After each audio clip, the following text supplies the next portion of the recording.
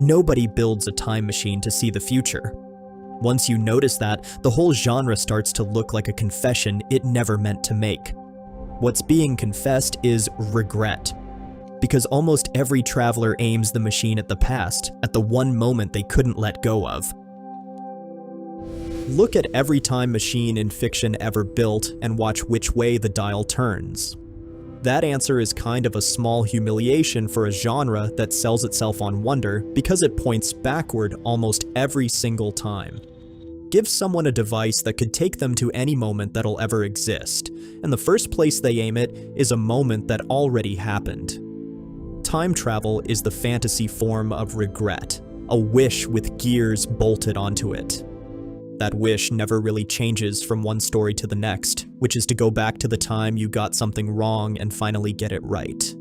That should sound familiar because regret might be the most democratic feeling there is, the one ache that finds everyone, no matter how careful they were, which means a genre built to dramatize it is touching on something we all carry around all day. So I want two things from any answer that could explain this.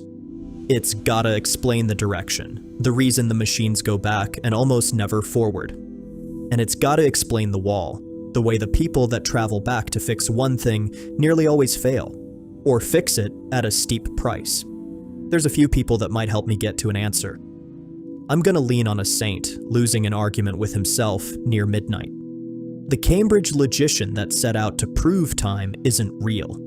A Russian physicist that worked out why nobody could change a thing even with a machine that worked. And a handful of stories that stage the whole problem more cleanly than any lecture could. The genre didn't develop this lesson at its own birth, because the first real time machine in fiction goes forward, not back. H.G. Wells published The Time Machine in 1895, and his traveler had no heartbreak to undo. His story was more about wonder when he rode ahead instead to the year 802,701. There he found a species split into soft creatures grazing on the surface and the pale things that farmed them from the dark below. Then he went further, onto a dead beach under a dying red sun, where the last living thing on Earth was a black shape twitching in the cold water. In fiction, going forward in time is nearly always a horror story, because the future is where decay lives, while going backward is romanticized, as it's where longing lives. On rare occasions, a story does send someone ahead and let them actually enjoy the trip. But the future it shows is a thin postcard the plot can't wait to leave, and the pull is always the other way. I'd go further and say that nobody ever really wants the future at all. They just want the power the future represents, as in the chance to go back and spend it on the past. The genre of time travel shows its hand in the one kind of forward travel it can't avoid, the slow kind that physics actually permits. A character sleeps through a few centuries, or flies fast enough that time dilates around him, and he pops up in the future. But every version of that story is a story of loss, because everyone he knew is dust by the time he steps out. Forward travel in these films is basically grief with a delay baked into it, and the genre treats it as a punishment rather than a prize. Time travel stories save the prize for the other direction, then, and the prize stays stubbornly personal. Most of us don't fantasize about going back to take part in a battle we read about in school. I say most because there are actually some people that do fantasize about being in historical battles. Most of us dream of a kitchen or a conversation, the small ordinary scene where our own lives quietly went wrong. A fantasy this universal and this consistent across centuries can't really be an accident of storytelling. What it reveals is something about what a person actually wants when they reach for the impossible. If the backward trip is a wish, then two things come up from that. Which is what the wish actually wants, and why the genre of time travel keeps refusing to grant it. The answer starts with the strangest fact. One a North African bishop noticed 1600 years ago that the past isn't anywhere at all. Around the year 400, a North African bishop named Augustine wrote the most honest sentence anyone's managed about time. In Book 11 of his Confessions, he ponders over the question and comes up empty. He admitted that he knows what time is right up until the moment somebody asks him to explain it, then he knows nothing at all. What he does pin down is the troubling thing at the center of it. By definition, the past is gone, which is the thing that makes it the past, and the future hasn't arrived yet, so neither one is anywhere. All that exists is a present so thin it's already sliding into gone before we can nail it down. So when a character sets the dial for 12 years ago and pulls the lever, Augustine's already raised his hand, because 12 years ago isn't a place. There's no shelf in the universe where last Tuesday is still sitting, waiting for us to come back and choose differently.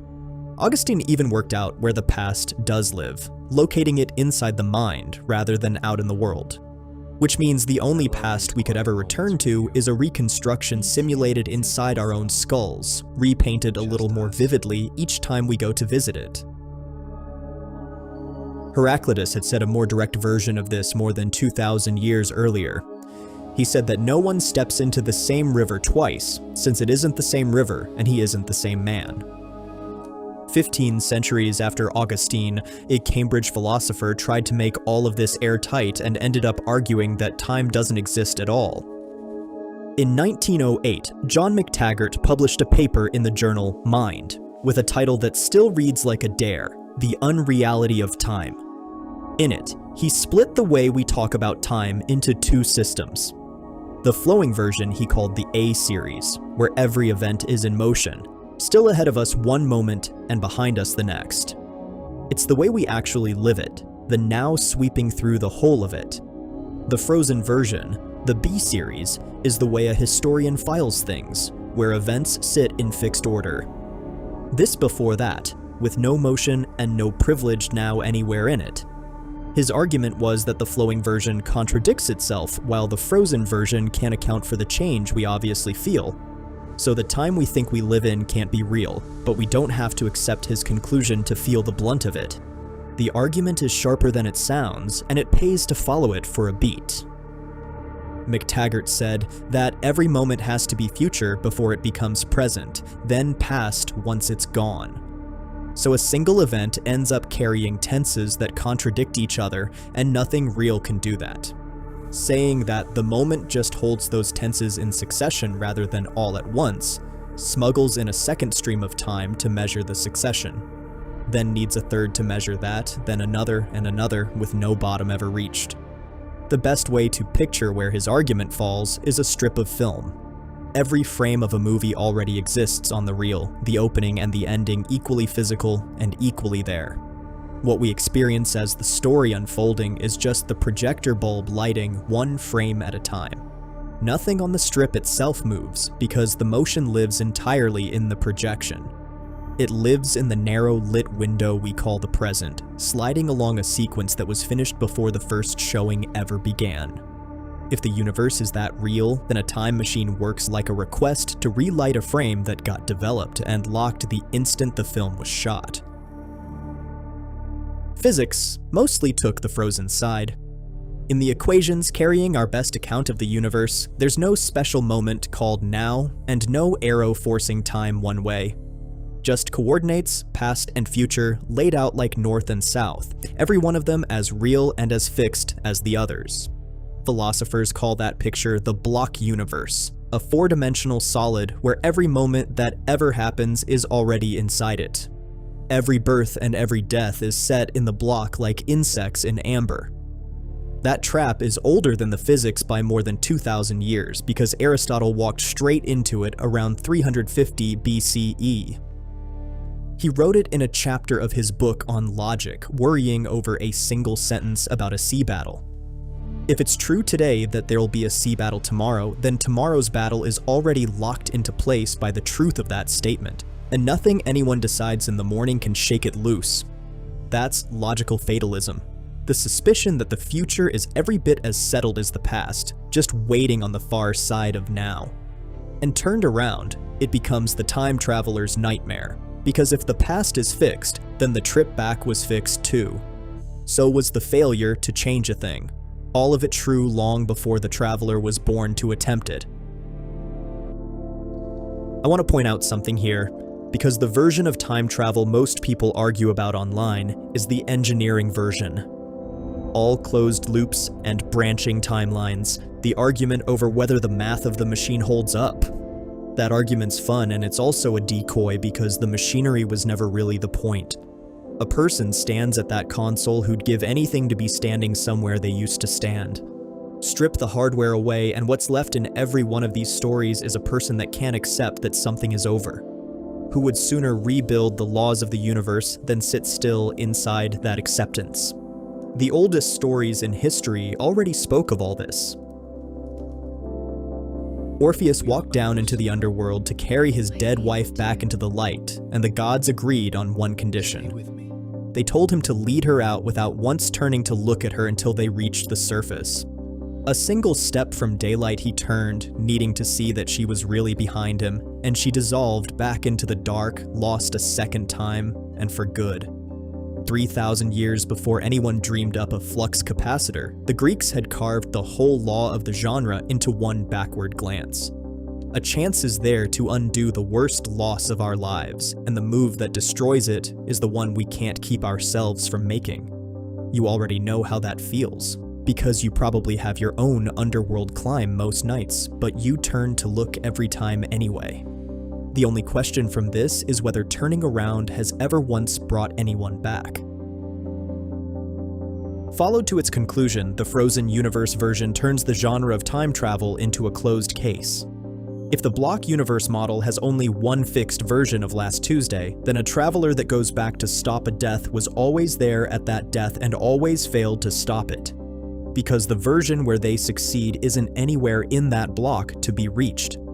The classic example of this impossibility has a name and an author most people never learn about.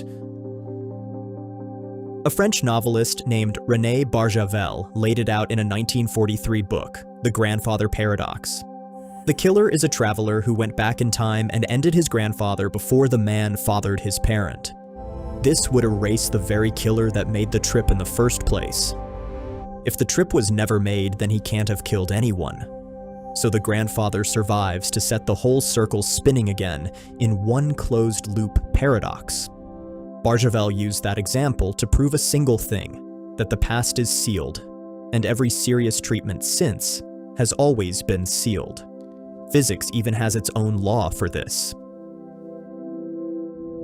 In the mid-1980s, the Russian astrophysicist Igor Novikov worked out what's now called the self-consistency principle, which just says that if the equations of relativity ever allow a path looping back in time, the laws of physics simply forbid any version of events that contradicts itself. On his account, the probability of a paradox is 0, with no escape clause anywhere. So a traveler can go back in time, but whatever they do was always part of how things actually unfolded.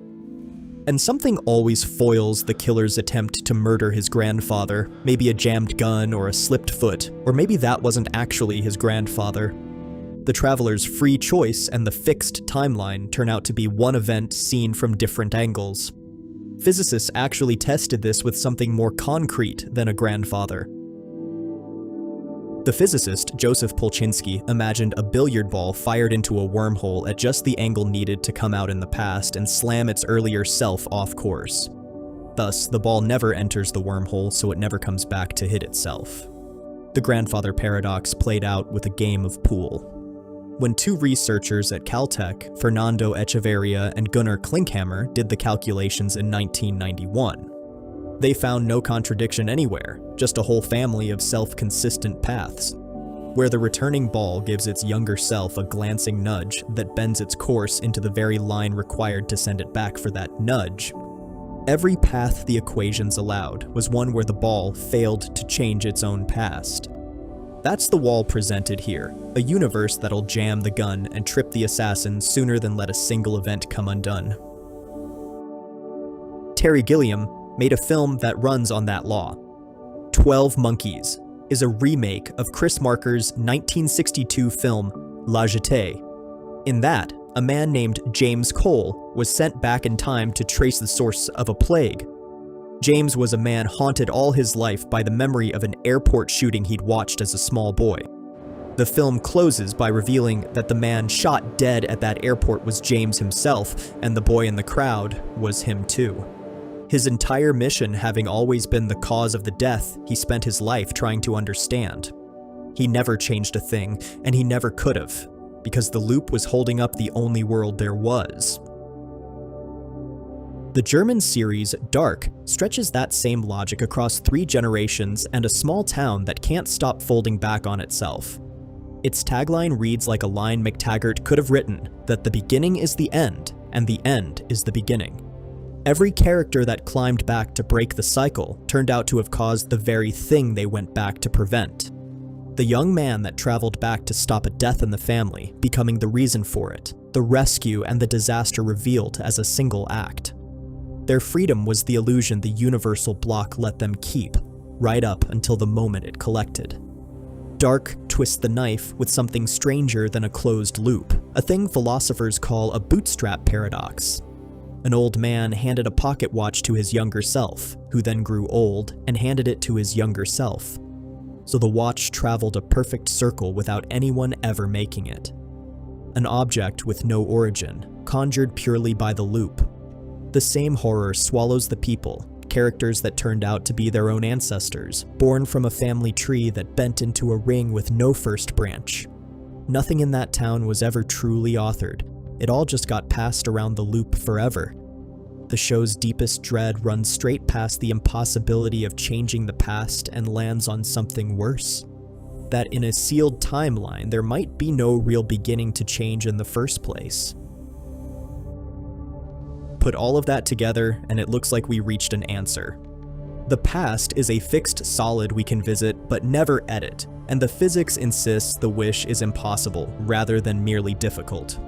While the oldest myth and the smartest series alike close on the traveler being crushed by the thing they reached for, now this conclusion stops feeling plausible and starts feeling final.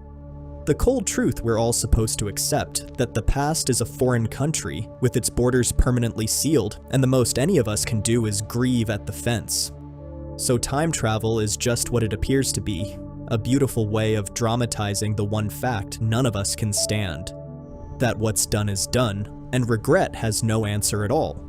The genre would then be nothing but an elaborate machine for proving as much.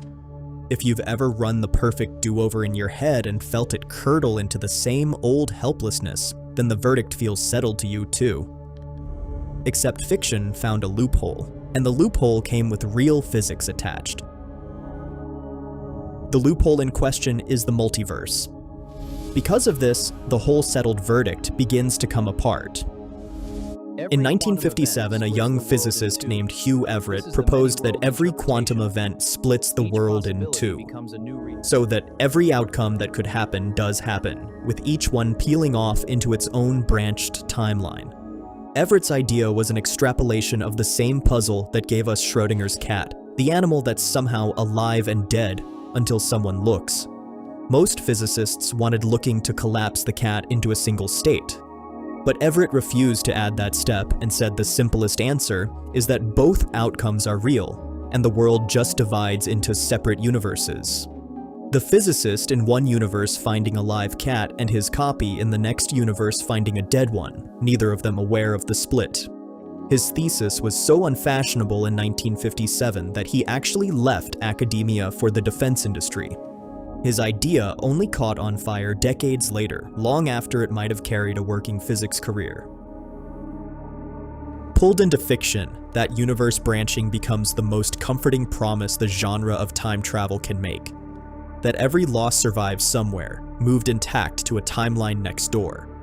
Applied to a time machine, that idea brings the wall down, because the old past stays sealed, sure, but we can still branch a new one off beside it. Going back and doing things differently so we can go forward into a new timeline where the better choice plays out while the old one sits untouched behind us. The idea had a literary godfather 16 years ahead of the physics.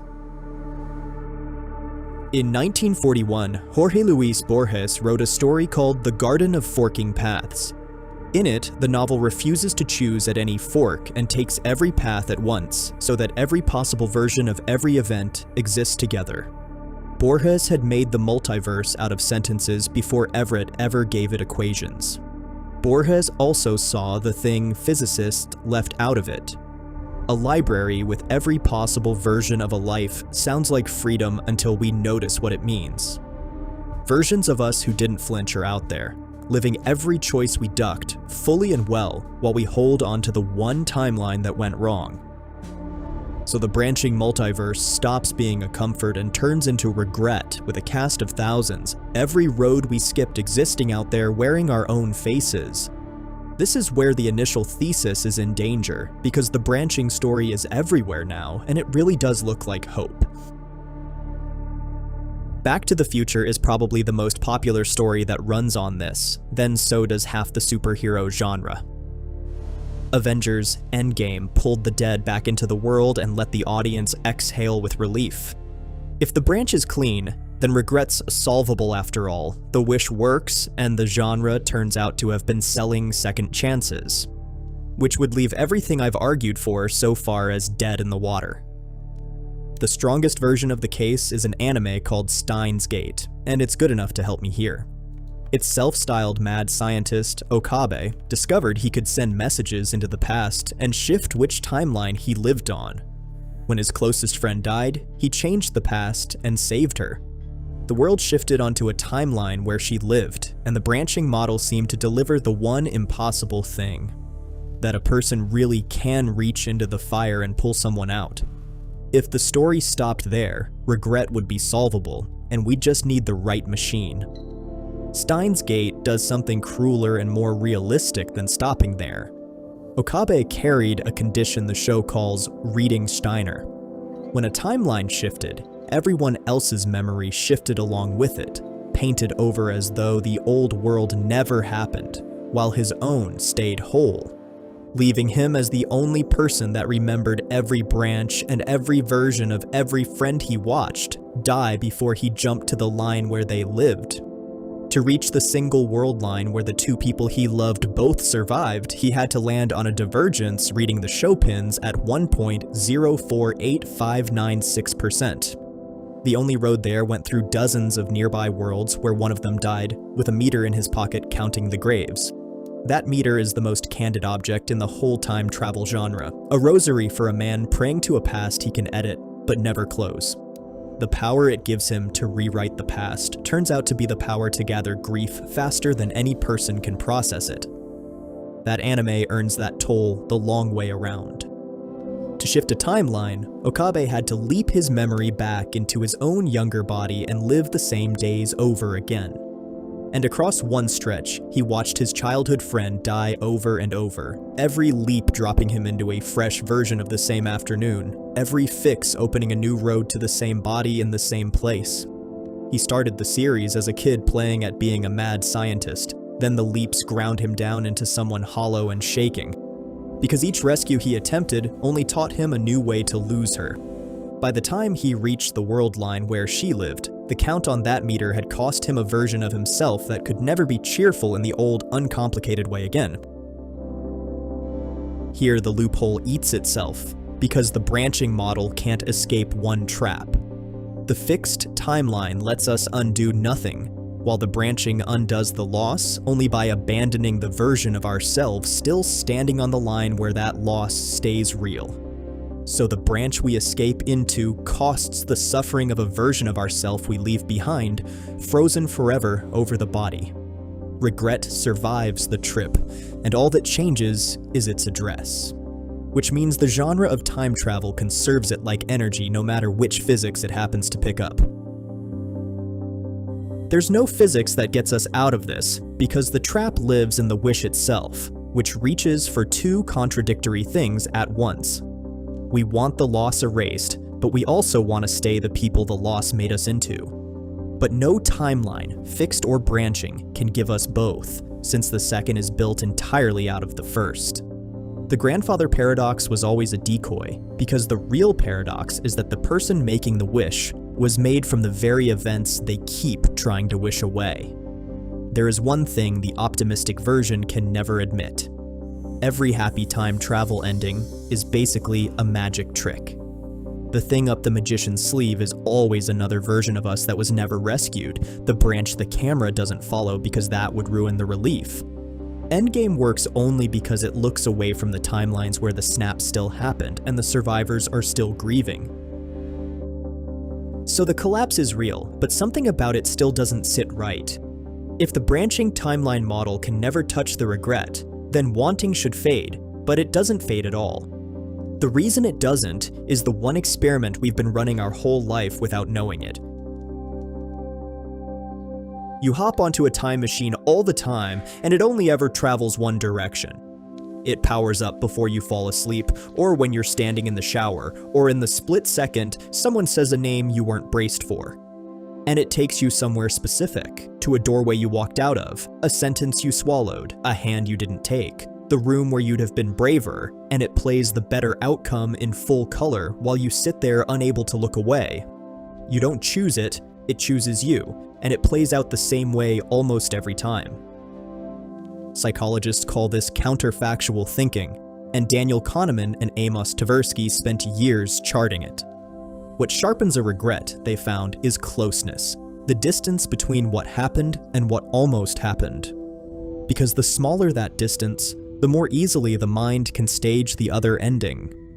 Kahneman and Tversky had a name for this, the simulation heuristic, which is just the mind's habit of judging how it feels about an event by how easily it can imagine that event going another way. A death in a freak accident feels more unbearable than a death after long illness, partly because the accident is so easy to undo in the mind.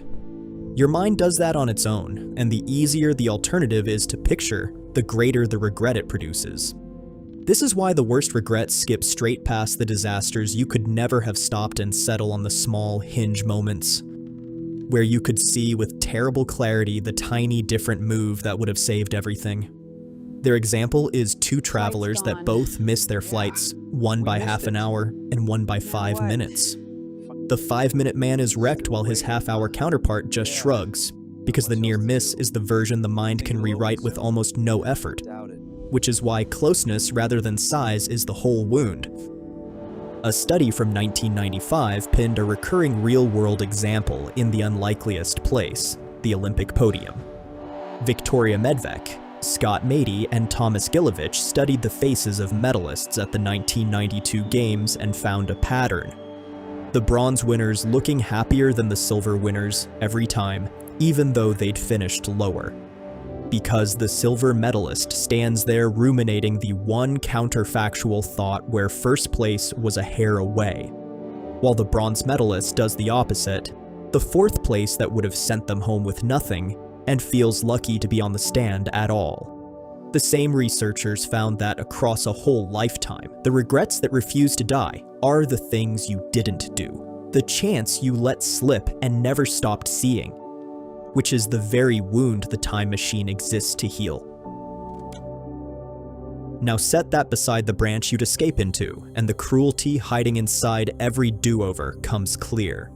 The whole reason you want to go back is the wisdom you carry now, and that wisdom is built entirely out of the wreckage you'd be going back to clear away.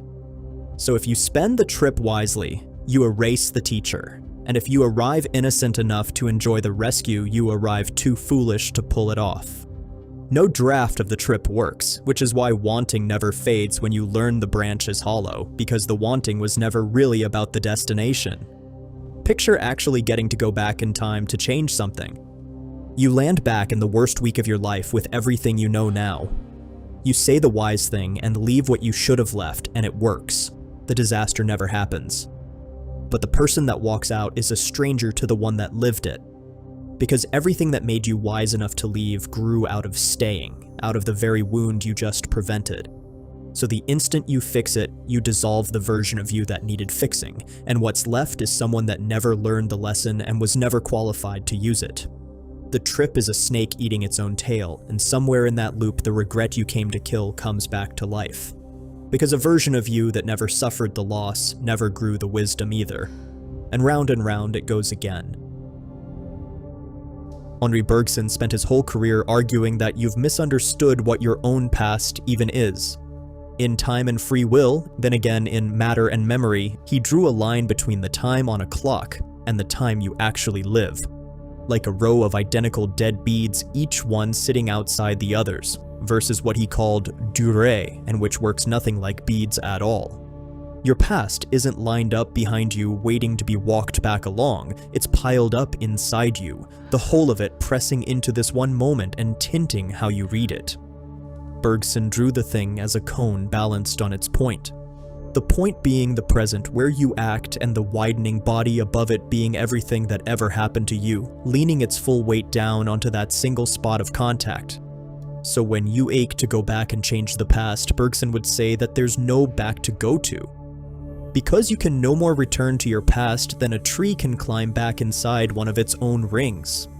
You can feel Bergson's point in the easiest way imaginable, through a song. Hear 3 seconds of something you loved at 17, and the whole of that year floods back at once.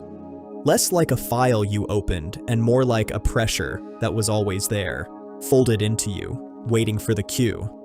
That flood is your past doing what Bergson said it always does, pressing its full accumulated weight onto the present moment.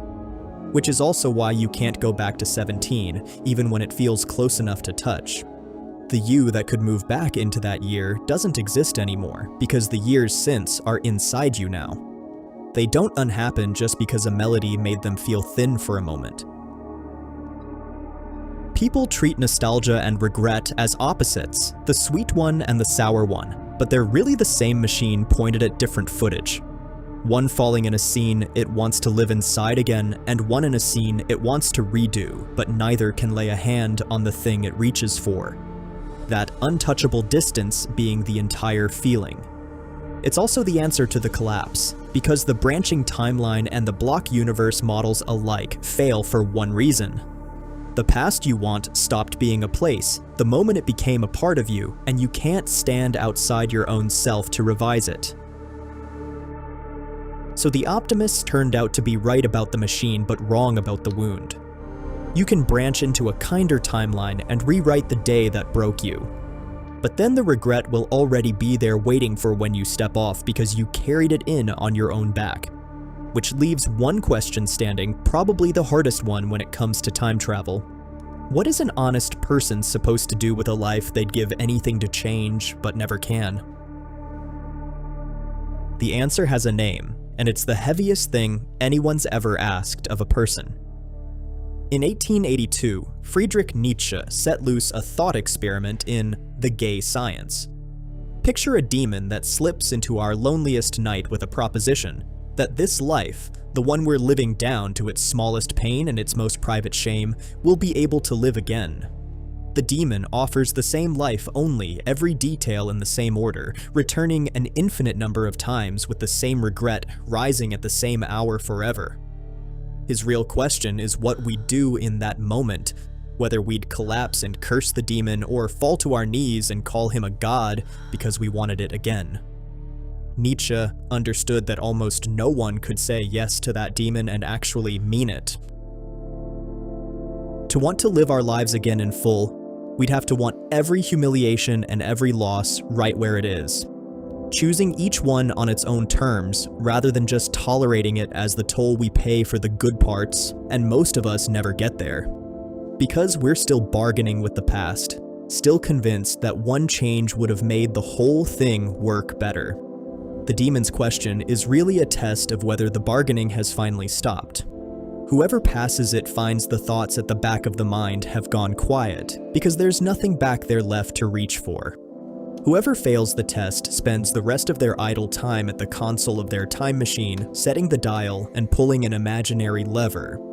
Nietzsche called the second response Amor Fati, the love of fate. Basically wanting our lives so completely that we'd take it back without changing a single thing, and he meant it as the cure for the disease the time traveler has. The thought had actually ambushed him a year earlier, in August 1881, on a walk around the lake of Silvaplana in the Swiss Alps, beside a huge pyramid-shaped rock near Surlege. He scribbled on a slip of paper that it came to him at 6,000 feet beyond man and time. Where the time traveler wants to reach back and change the worst day, Amor Fati asks whether we could love that day enough to keep it because it's a piece of our lives that produced us.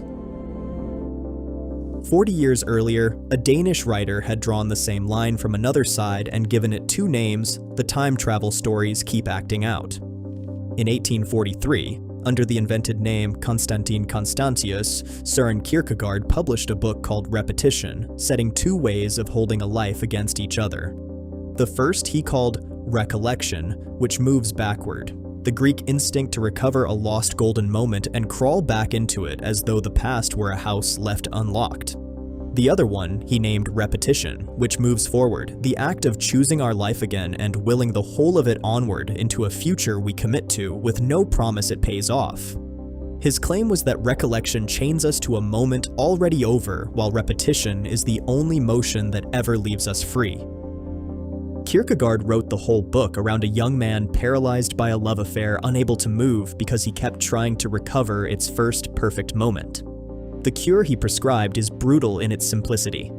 To stop trying to win the moment back and choose the relationship forward instead, willed again rather than mourned. Recollection wants the first kiss preserved forever under glass, while repetition is willing to wake up beside the same person for 40 years and have that be the deeper version of the same love.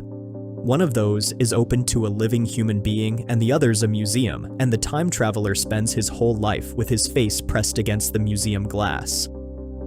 Heidegger pushed on the same point in 1927 in his book Being and Time.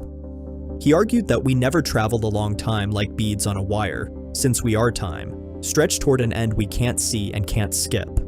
A life only ever comes into focus when we stop trying to turn around inside a being that was built to face one way. Now this one gets under my skin, because the first time a time travel story actually hurt me, the paradox math had nothing to do with it. What got me was watching a character receive the same do-over I'd wanted for myself for years and then spend it only to end up somewhere worse. Interstellar is sad and brutal, but real with how it shows time travel. Cooper set his ship down on a planet so close to a black hole that an hour on its surface burned 7 years on the craft waiting above.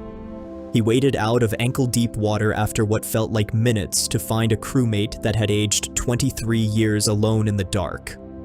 Then went on and met his daughter again only when she was an old woman on her deathbed, and he was still the young man that left. He never got to undo her childhood, and all the film granted him was a tesseract behind her old bookshelf. He could see every year of her life laid out like rooms down a hallway, the only move left to him being to tap a message forward through gravity and trust her to carry it the rest of the way. Okabe earned his impossible world line the same way, only after he quit brute forcing the past and accepted that saving everyone had cost him the certainty of saving anyone. So now it comes down to this, and this is how I see things. The time travel genre is regret therapy hidden behind physics. The machine we imagined to live the fantasy of undoing the bad all the way to its end, over and over. Until we watch it fail enough that some part of us finally believes the failure and stops appealing. Most of us have resonated with at least one of these stories, that strange relief when the hero finally lets the dead stay dead and turns to face the rest of his life. And that relief means the genre's already done its work on us. It slipped the lesson past our defenses while we thought we were only watching a clever movie about wormholes. The lesson is a difficult one, that the door behind us is closed and always was, and that accepting it is the beginning of the only freedom being offered. Once the wish to travel backwards burns off, what it leaves behind is the one motion that was available the whole time, forward. And the time travel story's last kindness is that it leaves the word unsaid, pointing the hero that way while we watch him walk. At the beginning of all of this, I said that nobody builds a machine to see tomorrow. It looked like a quirk of taste, then by now it seems more like an admission. Because the future is the one direction you already have to walk, into a fixed dark you can't preview, while backward is the only place that gets to be infinite and safe. You can long to fix the past forever, knowing nothing will ever come of it. Dark understood the cure better than any of them, because the only peace its characters ever found was letting their broken world end, refusing to send anyone back again so the loop could finally close. And the closest thing to salvation it allowed was the decision to stop reaching back. Time travel is the fantasy form of regret, and the genre is the machine we use to survive it. It walked us up to the wall and held us there until we were ready to turn around. The grief doesn't vanish when you turn, you just carry it forward instead of dragging it behind you, and that turns out to be the only repair there ever was. Tell me about your biggest regret, the one where your time machine keeps returning to. And then tell me if you'd still change anything, knowing that your changes would only make a branch timeline where the changes happened, but you'd still be here.